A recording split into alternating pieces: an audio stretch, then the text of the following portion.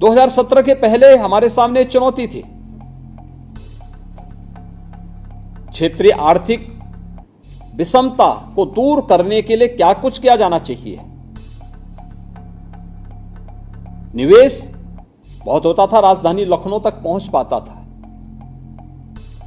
यानी नोएडा, ग्रेटर नोएडा के बाद गाजियाबाद और गाजियाबाद के बाद फिर लखनऊ, इन चौथे, इसके अलावा कोई पांचवां स्थान नहीं था कि जहां पर कोई भारी भरकम निवेश के साथ आगे बढ़ सके। लेकिन ग्लोबल इन्वेस्टर समिट ने इन सभी मिथकों को तोड़ा है। लगभग 35 लाख करोड़ रुपए के निवेश के प्रस्ताव उत्तर प्रदेश को प्राप्त होना, 10 लाख करोड़ रुपए के प्रस्ताव पूर्वी उत्तर प्रदेश को प्राप्त होना, 4,29,000 करोड़ रुपए से अधिक के प्रस्ताव बुंदेलखंड रीजन को प्राप्त होना, प्रत्येक यानी सभी 75 जनपदों के लिए निवेश के प्रस्ताव प्राप्त होना, यह उत्तर प्रदेश में को देश के बेहतरीन निवेश गंतव्य के स्थल के रूप में देश और दुनिया के सामने प्रस्तुत करता है। इसके लिए टीम यूपी को कार्य करना पड़ा। दुनिया के अंदर, देश के अंदर रोड शोज करने पड़े। अपने प्रदेश की क्षमता को सबके सामने प्रस्तुत करना पड़ा। सेक्टोरियल पॉलिसीज बनानी पड़ी। आदरणीय प्रधानमंत्री जी के मार्गदर्शन में निवेश के लिए जो बुनियादी आवश्यकताएं थी, उस प्रकार की धरातल के लिए उत्तर प्रदेश को तैयार करना पड़ा। कानून व्यवस्था उत्तर प्रदेश के सामने एक चुनौती थी। पलायन होता था, कोई अपने आप को सुरक्षित महसूस नहीं करता था। जब व्यक्ति ही सुरक्षित नहीं तो पूंजी कैसे सुरक्षित होगी। यह स्थिति 2017 के पहले तक थी। लेकिन आज उत्तर प्रदेश की कानून व्यवस्था दुनिया के सामने, देश के सामने एक नजीर है।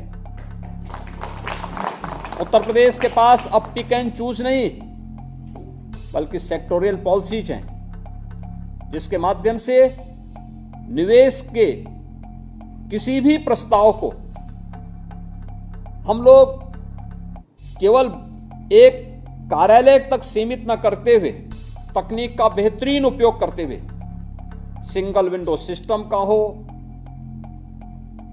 एमओयू मॉनिटरिंग सिस्टम के माध्यम से हो, उद्यमी मित्र के माध्यम से हो, या फिर ऑनलाइन इंसेंटिव मॉनिटरिंग सिस्टम के माध्यम से निवेश के एक एक इंसेंटिव को ऑनलाइन निवेशक तक पहुंचाने की व्यवस्था हो। यानी मानवीय हस्तक्षेप की गुंजाइश जीरो की दिशा में आगे बढ़ने का कार्य जो हुआ, आज उसके परिणाम भी हम सबको मिलते हुए दिखाई दे रहे हैं। हमारे सामने चिंता थी एक समय कि आखिर लखनऊ के बाद हमारे मध्य उत्तर प्रदेश का क्या होगा। हम लोग जब भी आदरणीय प्रधानमंत्री जी के द्वारा विगत 9 वर्ष के दौरान जो विभिन्न प्रकार की लोक कल्याणकारी योजनाएं देश के अंदर घोषित हुई, उसके बारे में देखते थे। सीतापुर में, हरदोई में लाखों परिवार ऐसे मिलते थे जिनके पास रहने के लिए आवास नहीं थे। फूस की झोपड़ियों में रहने के लिए जिन्हें मजबूर रहना पड़ता था। शौचालय नहीं थे।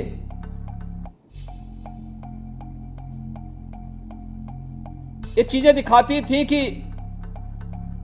दिया तले अंधेरा का कोई उदाहरण है। तो ये क्षेत्र हैं जहां विकास पहुंचा ही नहीं। लेकिन आज प्रदेश का इंफ्रास्ट्रक्चर जिस मजबूती के साथ आगे बढ़ा है, पूर्वांचल एक्सप्रेस हो, बुंदेलखंड एक्सप्रेसवे हो, गंगा एक्सप्रेसवे पर जिस तेजी के साथ कार्य प्रारंभ हो रहा हुआ है, एयर कनेक्टिविटी जिस तेजी के साथ आगे बढ़ी है, औद्योगिक संस्थानों में जिस प्रकार से इंफ्रास्ट्रक्चर को और उसकी स्ट्रेंथनिंग करने का कार्य हुआ है, विद्युत की आपूर्ति में बिना भेदभाव के कार्यक्रम को आगे बढ़ाने और हर औद्योगिक इकाई को ओपन एक्सेस की सुविधा देने के बाद तो आज उत्तर प्रदेश में समय समय पर जो रिफॉर्म भी किए गए उसके परिणाम निवेश के रूप में और रोजगार सृजन के माध्यम से भी हम सबको देखने को मिला है। हम लोगों ने पिछले 5 वर्ष के अंदर उत्तर प्रदेश के अंदर एक वातावरण तैयार किया, कानून व्यवस्था के माध्यम से हो या परंपरागत उद्यम को वन डिस्ट्रिक्ट वन प्रोडक्ट के माध्यम से प्रोत्साहित करने का रहा हो, प्रदेश के स्केल को स्किल डेवलपमेंट के साथ जोड़ने का कार्य रहा हो। इस सभी त्वरित गति से जहां आगे बढ़े, वहीं इंफ्रास्ट्रक्चर डेवलपमेंट का भी बेहतरीन कार्य उत्तर प्रदेश के अंदर हुआ। और आज मुझे प्रसन्नता है कि हम लोगों ने इस दौरान, अगर हरदोई की ही मैं चर्चा करूं तो हरदोई के अंदर अनेक ऐसे कार्यक्रम वहां पर पिछले कुछ समय से हुए हैं, खासतौर पर संडीला में, जहां बर्जर पेंट्स का लगभग 1000 करोड़ रुपए के निवेश प्रस्ताव आज जमीनी धरातल पर उतरता हुआ दिखाई दे रहा है। और आज इसके साक्षी वहां के माननीय जनप्रतिनिधिगण और हरदोई जनपद से जुड़े हुए हमारे सभी नागरिकगण हैं। वहीं पर कोविड कालखंड के दौरान बबल स्कॉट की यूनिट का वहां पर लगना, अन्य तमाम प्रकार के निवेश की संभावनाओं को वहां पर आगे बढ़ाने के लिए भी हम लोगों को अनेक अवसर वहां मिले और उन कार्यक्रमों को सफलतापूर्वक आगे बढ़ाने में हमें मदद मिली है। मुझे प्रसन्नता है कि बर्जर पेंट्स का 37 एकड़ क्षेत्रफल में बनी हुई ये नवीनतम तकनीक पर आधारित यह यूनिट, जिसमें प्रतिदिन 2000 टन,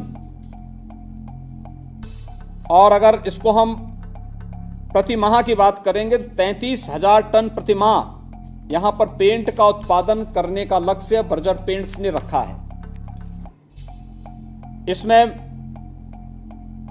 मल्टी प्रोडक्ट का एक ही स्थान पर डेकोरेटिव पेंट्स, पुट्टी इत्यादि जो इनके उत्पाद हैं, इसका उत्पादन यहां पर होगा और इसके माध्यम से 1200 कार्मिकों को वहां पर रोजगार की सुविधा भी उपलब्ध होगी। मुझे देख करके प्रसन्नता हुई कि वहां पर बड़ी संख्या में महिलाओं को भी कार्य करने के लिए एक मंच उपलब्ध कराया गया है।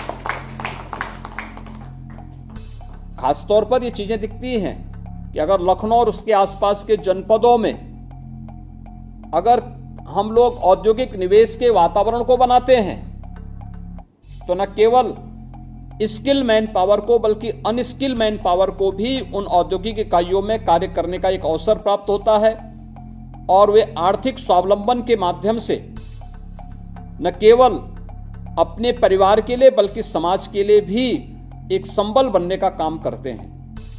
बर्जर पेंट्स की इकाई उसका एक आदर्श उदाहरण संडीला के पास प्रस्तुत करने जा रही है और मुझे लगता है कि हमारे जिन जनप्रतिनिधियों ने इस पूरे कार्यक्रम को आगे बढ़ाने में मदद की, इस निवेश को वहां लाने के लिए भी अपना सकारात्मक योगदान दिया, वे स्वयं भी प्रफुल्लित हो रहे होंगे इस सभी कार्यक्रमों को देख करके कि जो प्रयास उन्होंने आज से 3 वर्ष पहले प्रारंभ किया था, कोरोना जैसी महामारी का सामना करते हुए भी वह आज वहां पर फलीभूत होता हुआ दिखाई दे रहा है। भाइयों बहनों, मुझे इस अवसर पर आप सभी माननीय जनप्रतिनिधियों और हरदोई से की जनता जनार्दन से ये अपील करनी, यही अनुरोध करना है कि अगर हम निवेश के इस प्रकार के प्रस्तावों को प्रोत्साहित करने के लिए अपना योगदान देते हैं